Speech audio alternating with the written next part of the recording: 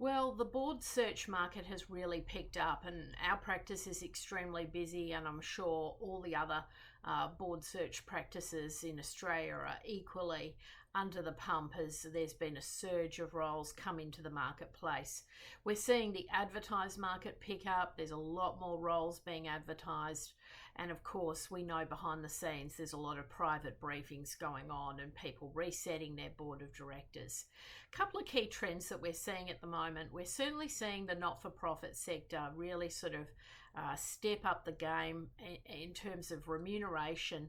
There's a recognition that if you really want the A team around your board, the time commitments, the level of risk, and the like, there has to be some form of remuneration. I know this conversation is going on behind the closed doors with a lot of not-for-profit organisations.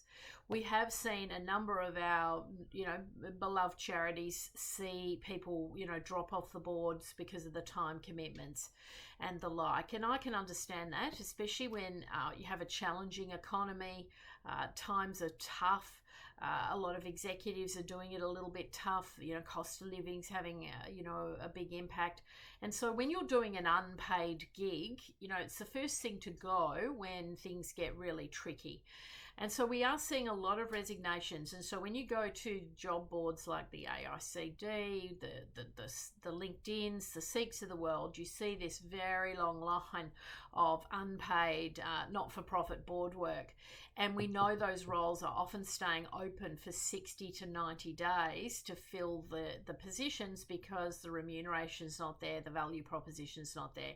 My strong advice to not-for-profits is to really think through that board employment value proposition, what you're actually offering, and try and make those appointments as appealing as possible and have a real strategy to that when you go to market, because it is highly competitive to get top talent, and even the smallest amount of remuneration can make a difference.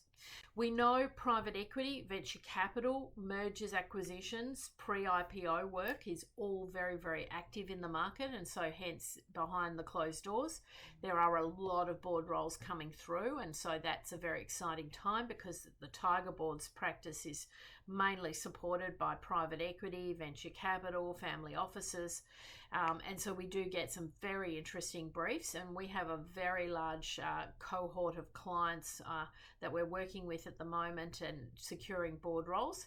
Thankfully, we're able to move really, really quickly, typically able to fill roles within 7 to 10 days because we have a talent pool that we're able to access.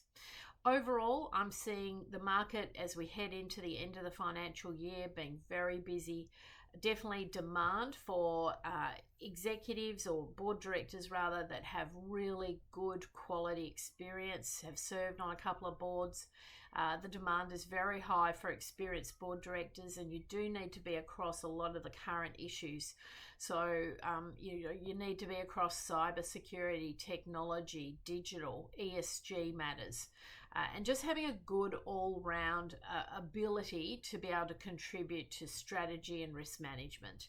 Businesses are doing it tough, and so as a result they'll often look at their board of directors and they'll get the sort of passengers off the bus and look at bringing in fresh talent. So we're seeing a lot of hot seats, we're seeing a lot of committees being formed, committees often being formed to drive that talent into the boardroom. So very interesting times, certainly a busy time in the market.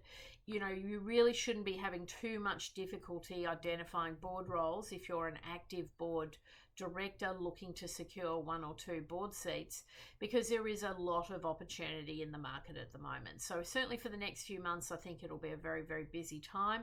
Good time to be discerning though, and be really clear about what you want to achieve and the types of roles you'd like to eventually serve on, and obviously concentrating at all times on your business networks and those powerful relationships that are going to drive results for you in the future.